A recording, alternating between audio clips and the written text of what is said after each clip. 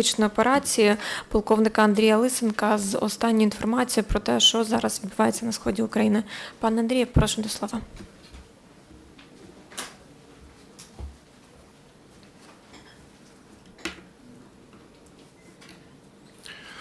Доброго дня, шановні колеги. Обстановка в зоні антитерористичної операції стабілізується. За минулу ніч не було зафіксовано жодного обстрілу. Okay. The situation in the zone of anti-terrorist operation is being stabilizing, and we haven't detected a single shelling of our positions overnight. At the same time, some provocations are happening in the vicinity of settlement Pisky. The gunmen have fired at the Ukrainian company stronghold and tried to assault it. The assault was repelled. In Mariupol sector, the gunmen have fired at our positions in the village of Shirokine, and the Ukrainian artillery has hit a enemy ammunition storage, as a result of which it exploded, and at least 10 gunmen were killed. Also, the Ukrainian military have hit one anti-aircraft artillery battery and fuel tank and a lorry with ammunition and another 10 gunmen. Over the last 24 hours, 7 drones were detected in Mariupol sector. One of them has violated the airspace of Ukraine over the Sea of Azov. Over the last 24 hours, no Ukrainian military were killed, 4 were wounded. The leadership of the illegal armed formations is incapable of organizing a normal life on the seized territories, and the leader of the DNR bandit formation, Zakharchenko, plans to involve prisoners from prisons to take part in the illegal armed formations and in constructing fortifications. Over the last 5 months, the teachers of Luhansk have not received their salaries or social payments. It is known that for the last time they were paid for the September last year, and the education workers have said that they will issue an ultimatum of to the leadership of the so-called Luhansk People's Republic, and as of the 9th of March, if they are not paid, and not a single school will work in Luhansk. The military doctors of Dnipropetrovsk Hospital continue to provide qualified medical help to the wounded participants in anti-terrorist operation. Our special services are successfully detaining enemy saboteurs and their betters. The Ukrainian counterintelligence has detained in Donetsk region 4 gunmen who took part in the bandit formations DNR and LNR. One of them joined the illegal armed formations in the spring of last year and was one of the organizers of the pseudo referendum on the 11th of May. When he was detained, our special services confiscated from him 420 rounds of 5.45 millimeters, 16 grenades for a grenade launcher, which he planned to use on the territory of Telman district, Donetsk region. Another 2 bandits were collecting information on the location of deployment of the anti-terrorist operation forces in the vicinity of Volnovakha and Mironivsk. The Ukrainian special services also detained participant in terrorist organizations nicknamed Stary. He was engaged in criminal activity in the gangs of Chechen, Spekulan, and also Kozitsyn.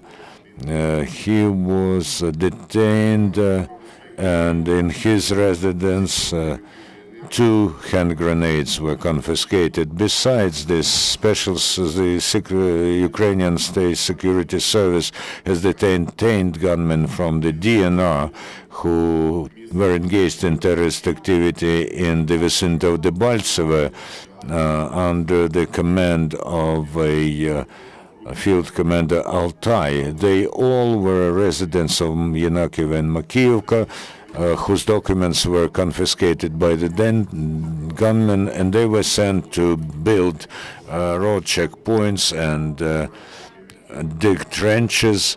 And also from December last year, they were given arms to guard the road checkpoints. The curators promised to pay them 4,000 hryvnia, and one of them says, we were standing on guard, defending the road checkpoint. We were delivered on tanks to the field. There we were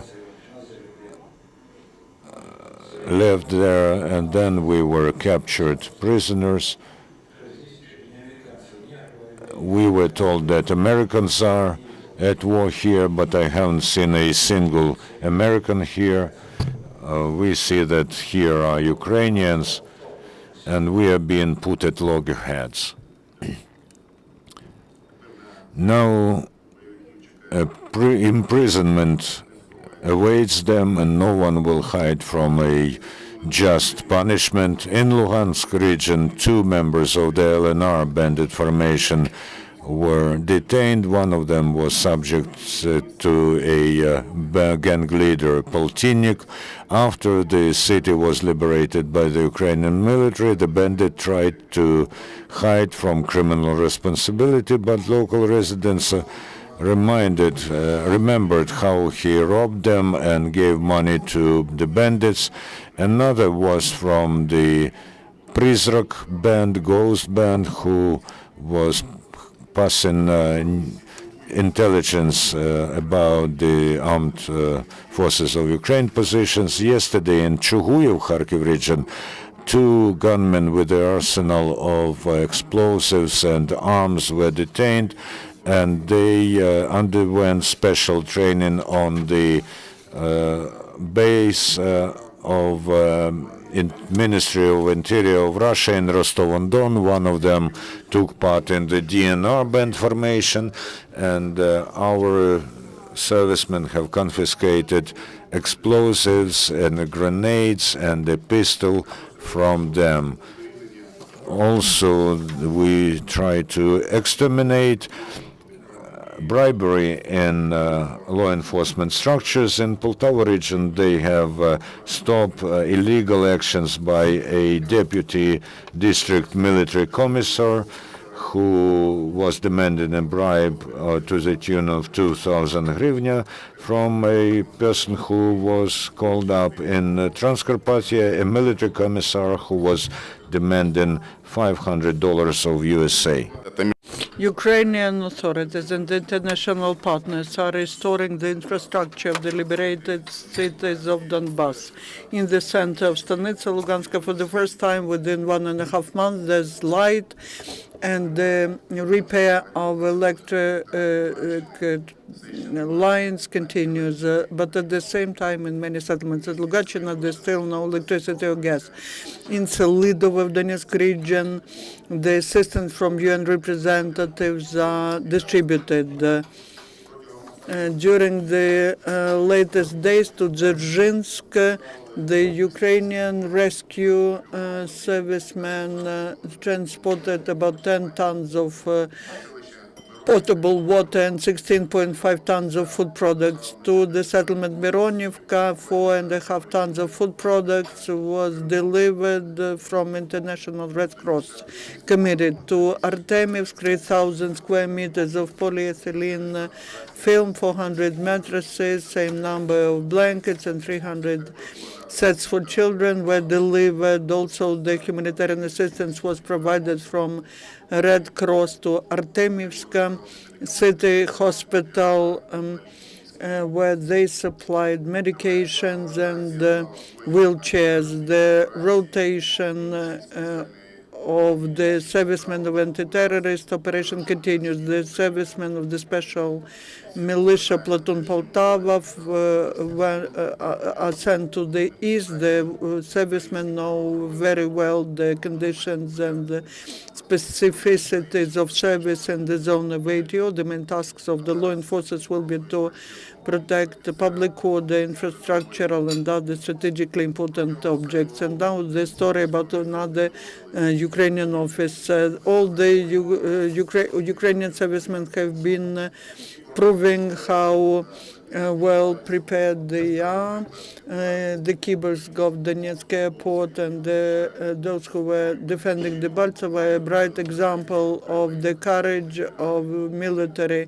The commander of mechanized brigade number 93, Oleg Mikats, is the officer which is the core of Ukrainian army. During the interview with our military journalists, the conversation was regularly interrupted by the explosives of the mines and shells, but Oleg Mikats answer to the question whether he's scared to fight. He said, of course, the war is scary. We have grown-up men who are 40, 50 years of age. Despite the fear to lose life and not to see their families again, they go to defend the future of their children. Colonel Mikats also said about our enemies, the militants are also different people. The battalion headed by Givi Bandit is a mixture where there are Russians who do not care where to shell the positions of Ukrainian military or peaceful quarters. In Avdiivka, there's no our servicemen, but they were shelling at the market, school, and the Department of Militia. Oleg Mikats says that the war really shows what people are worth. Most of the brave officers who you could see in peaceful life ran away as soon as the war started. The regular Ukrainians become heroes, as well as soldiers for who the words honor and dignity mean a lot. The world community condemns Russian aggressor and militants. The European Council President Donald Tusk stated that additional sanctions against Russia are still on the agenda because Minsk agreements are not executed. John Kerry, the State Secretary of U.S., stated that new sanctions against Russia will become more serious if Russian side and supported by its combatants do not stop violating ceasefire. The President of Parliamentary Assembly of OSCE, Ilka Kanerva, criticized the actions of militants in Donbass who violate the Minsk agreements and who refuse to provide access to OSCE observers on the occupied by them territory. On behalf of the U.S., the State Department condemned the treatment by Russia of the People's Member of Parliament and Member of Parliamentary Assembly of the Council of Europe, Nadia Savchenko. According to any standards, such detention and treatment of Russian hero is not acceptable. Now, your questions, please. Insider Internet publication. Could you tell us, today the Western media have said that the President of Ukraine is ready to announce the withdrawal of heavy weaponry. And are there any grounds for such information?